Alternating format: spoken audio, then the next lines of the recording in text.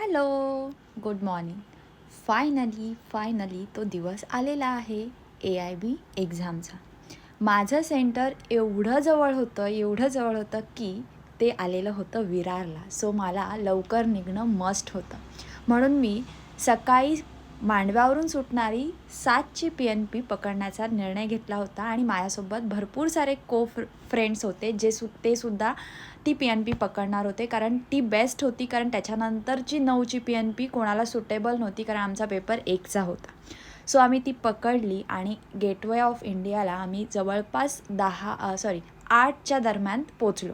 8 सव्वा 8च्या दरम्यान थोडेफार फोटो क्लिक केले, नाश्ता वगैरे केला आणि सरळ विरारची ट्रेन पकडली.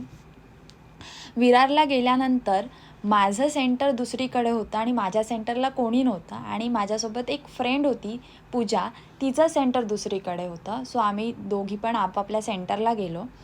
सेंटर इतकं प्रेशियस ठिकाणी होतं की काय सांगू तुम्हाला, काय बोलायला शब्दच नाही आहेत. एनिवेज मी पोचले व्यवस्थित, मला काही त्रास झाला नाही पोचताना. पण माझी फ्रेंड पूजा, तिला पोचायला भरपूर त्रास झाला, कारण तिचं थोडंसं डिस्टन्स लॉंग होता आणि ट्रॅफिकवाला एरिया होता. So that's why. आणि त्याच्यानंतर सेंटरला पोचले, एक्झाम दिली. Exam was tough, little bit tough, because it's depends on situational questions, more on situation based question. And what happened, my friend Prajakta, तिने मला सरप्राईज दिला.